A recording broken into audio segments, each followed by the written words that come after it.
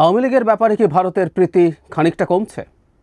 মানে আওয়ামী লীগকে আগে যেভাবে অন্ধভাবে সমর্থন করত ভারত, সেই জায়গা থেকে কি খানিকটা হলেও ভারত সরছে? এই প্রশ্ন আসলে আসতে পারে। আমরা গতকাল ভারতের পররাষ্ট্র মন্ত্রণালয়ের একটা বিবৃতি নিয়ে অনেকে ভারতের তীব্র সমালোচনা করেছি। আমরা করতেই পারি, কারণ বাংলাদেশে আমরা কি করছি না করছি ভারতের এটার আলাপ করার দরকার নেই। কিন্তু আমরা যদি গভীরভাবে তাদের স্টেটমেন্টটা পড়ে দেখি, আমাদের কাছে মনে হতেই পারে যে ভারত আওয়ামী লীগের সাথে আগের মতো অত অন্ধভাবে কঠোরভাবে নেই। কেন এটা হতে পারে সেটা নিয়েও আলোচনা বিশ্লেষণ হতে পারে। একই সাথে আমেরিকার যে ব্রিফিং, আমেরিকাও এটাকে কীভাবে নিচ্ছে সেটা নিয়েও দু একটা কথা বলতে চাই এই ভিডিওতে। প্রথম ভারত খুবই গুরুত্বপূর্ণ। এখানে তাদেরকে মানে ওদের একটা ব্রিফিং হয় পররাষ্ট্র মন্ত্রণালয়ের রেগুলার। আমরা এক ভদ্রলোককে মানে অনেক সময় বাংলাদেশ ইস্যুতে কথা বলতে দেখেছি এবং সেটা বাংলাদেশের মিডিয়া পাবলিশ করে, এবং আমার কাছে এটা গুরুত্বপূর্ণ মনে হয়। ভারত এখনও আওয়ামী লীগ, শেখ হাসিনা বা বাংলাদেশের সরকার সম্পর্কে কি মনে করে সেটা আমাদের দেখা দরকার আছে।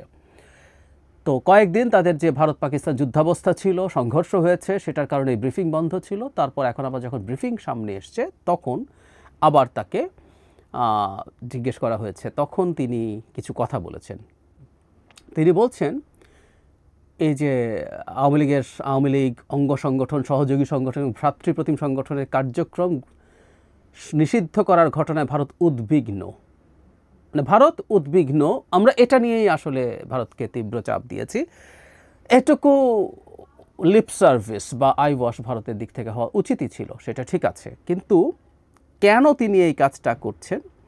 এবং তিনি এটাও বলছেন গণতান্ত্রিক দেশ হিসেবে এই দেশে গণতান্ত্রিক স্বাধীনতা খর্ব হয় ভারত স্বাভাবিকভাবেই চিন্তিত। কিন্তু কেন তিনি আসলে চিন্তিত, নিষিদ্ধ করা নিয়ে তিনি বলছেন বিস্তারিতটা খুবই ইন্টারেস্টিং। তিনি বলছেন গণতন্ত্রে কাজের একটা পদ্ধতি আছে, আওয়ামী লীগকে নিষিদ্ধ করা হয়েছে সেই গণতান্ত্রিক পদ্ধতি না মেনেই। সঙ্গত কারণে এটি একটি উদ্বেগজনক ঘটনা। গণতান্ত্রিক দেশ হিসাবে ভারত স্বাভাবিকভাবেই উদ্বিগ্ন, কারণ এর মধ্যে দিয়ে গণতান্ত্রিক স্বাধীনতা খর্ব করা হয়েছে এবং সেই কারণে বাংলাদেশের রাজনৈতিক পরিসর সংকুচিত হয়ে যাচ্ছে।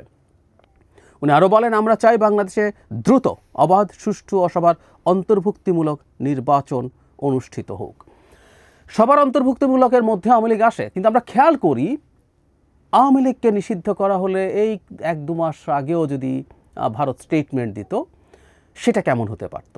বা আমরা ধরে নিলাম টেকনিক্যালি যে সব প্রসিডিউরালি সব ঠিক করে বিচারিকভাবেই সব করা হয়েছে, আমরা এখনও আমাদের আইন মেনেই করেছি এটা, সেই ক্ষেত্রে আইনের অ্যামেন্ডমেন্ট লেগেছে সেটা করেছি, কিন্তু আমরা আইনের বাইরে কিছু করিনি। কিন্তু তাদের মতোই যদি কিছু হয়ে থাকতো, ভারতের স্টেটমেন্ট হওয়া উচিত ছিল একেবারে কঠোর। আওয়ামী লীগের মতো একটা দলকে নিষিদ্ধ করার তারা প্রতিবাদ করে, কার্যক্রম বন্ধ করার প্রতিবাদ করে, তারা কঠোরভাবে নিন্দা জানায়, বাংলাদেশের স্বাধীনতায় নেতৃত্ব দিয়েছে এটা সেটা বলে টলে তারা একেবারে তুলকালাম করে ফেলার কথা ছিল। কিন্তু সেই জায়গায় তারা প্রসিডিউরাল প্রবলেমটাকে সামনে আনছে, যে এটার একটা পদ্ধতি আছে, সেই পদ্ধতি ঠিক মতো হয়নি। অবশ্য একটা ফানও আছে, একটা কৌতুক আছে। গণতান্ত্রিক দেশ হিসেবে ভারত উদ্বিগ্ন, ভারত গণতান্ত্রিক দেশ। ভারতে একটা ভালো নির্বাচন হয়, সো গণতন্ত্রের একটা খুবই ফান্ডামেন্টাল জিনিস ভারতে এখনও কাজ করছে। কিন্তু ভারত আর গণতান্ত্রিক দেশ না, ভারত এই মুহূর্তে একটা ফ্যাসিস্ট রাষ্ট্রে পরিণত হয়েছে। যাই হোক, সেটা অন্য আলোচনা। তো তারা ওই কারণে সমস্যার কথা বলছেন। তাহলে আমরা এটা কি বলতে পারি যে ভারত আসলে তুলনামূলকভাবে আওয়ামী লীগের মনে পছন্দ হবে না এমন স্টেটমেন্টে দিয়েছে, বরং এই স্টেটমেন্টটা আমাদের পছন্দ হওয়া দরকার। ভারত একদিন সকালে হঠাৎ করে পুরোপুরি পাল্টে যাবে সেটা আমরা এক্সপেক্ট করি না, কিন্তু এই পরিবর্তনটা আমার কাছে মনে হয় যে এটা আওয়ামী লীগের বিরুদ্ধে এবং বাংলাদেশের ভবিষ্যৎ বাংলাদেশের পক্ষে। কেন তারা এটা করে থাকতে পারে সেটা নিয়ে কথা বলবো। তার আগে আমেরিকার ব্রিফিংয়ে কি হয়েছে? আমেরিকাতে এখন আওয়ামী লীগের হয়ে, ভারতের হয়ে লোকজন প্রশ্ন করে এবং সেই ব্রিফিংয়ের জবাব দেয়। তাকে মুখপাত্র যখন ব্রিফিং করছিলেন তখন তাকে এই প্রশ্নটাই করা হয়েছিল যে সরকার নিষিদ্ধ করেছে, সেই নির্বাচনে আর অংশ নিতে পারবে না। তখন জবাবে যিনি ব্রিফ করছিলেন তিনি বলেন, আমরা জানি অন্তর্বর্তী সরকার আওয়ামী লীগের সব ধরনের রাজনৈতিক কর্মকাণ্ড নিষিদ্ধ করেছে যতক্ষণ না পর্যন্ত বিশেষ ট্রাইব্যুনাল তাদের বিচারের রায় আসে। তার মানে America is well informed about this, থাকারই কথা। আমরা বাংলাদেশে কোনো নির্দিষ্ট রাজনৈতিক দলকে সমর্থন করি না, বরং আমরা সমর্থন করি একটি মুক্ত ও গণতান্ত্রিক প্রক্রিয়া এবং সকল নাগরিকের জন্য সমান ন্যায় বিচার ও স্বচ্ছতা নিশ্চিত করার প্রয়াসকে। আমরা প্রতিটি দেশ, যার মধ্যে বাংলাদেশও আছে, এর প্রতি আহ্বান জানায় যেন তারা মত প্রকাশ, শান্তিপূর্ণ সমাবেশ ও সংগঠনের স্বাধীনতা সকলের জন্য নিশ্চিত করে। আসলে এই যে সকলটা তারা বলছেন, সকলটা আসলে আদতে যারা বৈধভাবে থাকবেন তাদের জন্য। বৈধ রাজনৈতিক দল, যেমন একটা সময় বিএনপি, জামায়াতও নিষিদ্ধ রাজনৈতিক দল ছিল না, জামায়াতের নিবন্ধন বাতিল ছিল। জামায়াতকে শেখ হাসিনা নিষিদ্ধ করেছেন একেবারে শেষ পর্যায়ে এসে, তার ক্ষমতাচ্যুতির শেষ পর্যায়ে এসে, সম্ভবত অগাস্টের 2 বা 3, যাই হোক। এর আগেও জামায়াতকে বহু সময় দেখা গেল তারা ঘরে একটা ঘরোয়া বৈঠক করছে, সেখান থেকে তুলে নিয়ে আসা হচ্ছে, ষড়যন্ত্র করা হচ্ছে। কেউ সমাবেশ করতে চাইছে, বিএনপি মিছিল করতে চাইছে, এগুলো বাধা দেওয়া হয়েছে, পণ্ড করা হয়েছে। এগুলো সবই অবৈধ, অন্যায়। আমেরিকা সেগুলোর কথাই নিশ্চয়ই বলেছে এবং তারাও আসলে এটাকে খুব একটা পাত্তা দেয়নি এবং খুব স্পষ্টভাবে জানিয়ে দিয়েছে কোনো রাজনৈতিক দল না, তবে তারা ন্যায় বিচার চেয়েছেন। এটা আসলে চাওয়ারই কথা, এটা আমরাও চাই। আওয়ামী লীগকে যেহেতু বিচারের মাধ্যমে এখন সংগঠনকে বিচারের করার কথা এসছে, সেটার যদি আমরা যারা নিষিদ্ধ চাই সেটা বিচারের মাধ্যমে। তবে ওই যে যখন বিচার চাই আমরা, এটা আমাদের মাথায় রাখতে হবে, আমার চাওয়াটাই শেষ পর্যন্ত কার্যকর হবে, নট নেসেসারিলি। বিচার যেটা বলবে আমরা সেটা মেনে নেব, সেটাই বিচার।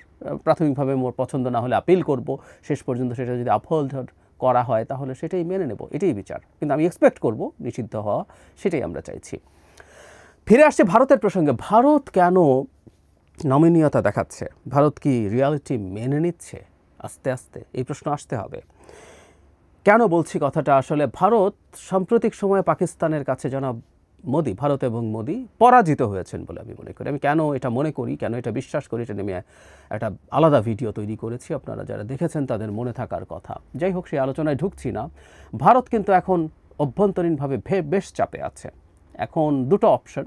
ভারতে যে ধরনের সরকার, তারা কিন্তু সমঝোতার সরকার না। সমঝোতা তাদের প্যাটার্নটাকে নষ্ট করে। এখন বাংলাদেশকেও তারা সমঝোতা করবে, আচ্ছা বাস্তবতা যা হয়েছে মেনে নিই, তার সাথে সম্পর্ক উন্নয়নের চেষ্টা করি, এটা সোজা না। এটা হওয়ার কথা ছিল একটা প্র্যাগম্যাটিক কান্ট্রি যখন হয়, সে যখন পাকিস্তানের সাথে সংকটে পড়ে ওখান থেকে লেজ গুটিয়ে পালাতে হয়েছে, সরে আসতে হয়েছে, যদিও বিরাট জিঙ্গোইজম দেখাচ্ছেন মোদি তার বক্তব্যে, বাস্তবতা ভিন্ন। রীতিমতো আমেরিকা এখন কাশ্মীর নিয়ে, ট্রাম্প এখন কাশ্মীর নিয়ে সমঝোতার কথা বলছে, ভারত এটা প্রতিবাদও করেনি সেভাবে।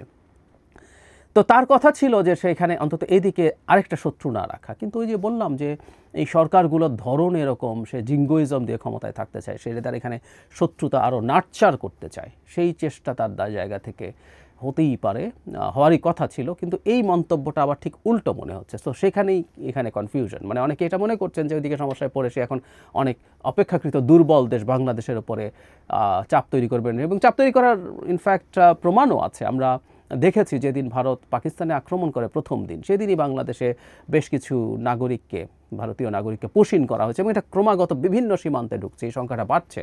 আমাদের বিজিবি যিনি মহাপরিচালক, তিনি খুব ক্লিয়ারলি বলেছেন ভারত একটা ডেলিবারেট প্ল্যান করে এই কাজটা করছে। সো ওইটা আছেই।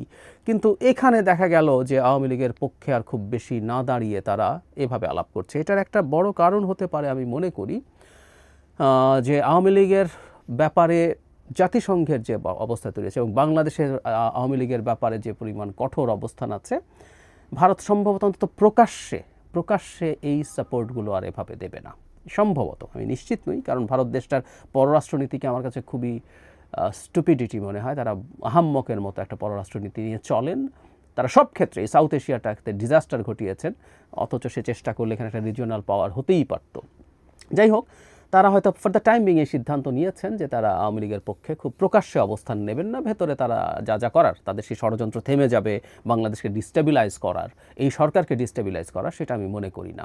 কিন্তু প্রকাশ্যে হয়তো কম করবেন। কিন্তু প্রকাশ্যে না হওয়াটা ইটসেলফও একটা বড় ইম্প্যাক্ট ফেলবে আওয়ামী লীগের একেবারে বিভিন্ন পর্যায়ের নেতাকর্মীদের ওপরে। ভারত যেভাবে ব্লাইন্ডলি তাদেরকে প্রকাশ্যে সমর্থন করছে, এটা যখন দেখা যাবে না, তাদের কাছে এটা মনে হতেই পারে, হওয়ার খুবই সম্ভাবনা আছে যে ভারত অন্তত প্রকাশ্যে এই কাজটা আর করছে না। তার মানে তাদের প্রতি ভারতের যে ব্ল্যাঙ্ক চেক ছিল, সেই ব্ল্যাঙ্ক চেকটা আর আগের মতো কার্যকরী নেই। এবং এটা টু সাম এক্সটেন্ট সত্য। ভারত যদি মনে করতো যে ঠিক আগের স্টাইলেই করবে, তাহলে এখানেও খুবই কঠোর স্টেটমেন্ট দিত, খুবই কঠোর কথা বলতো, সেটা বলেনি। সুতরাং আওয়ামী লীগের প্রতি ভারতের অন্তত ফর দ্য টাইমিং, আবারও বলছি, তার এই পলিসি শেষ পর্যন্ত থাকবে এটা বলে ফেলা যায় না, এটা পাল্টাতেও পারে।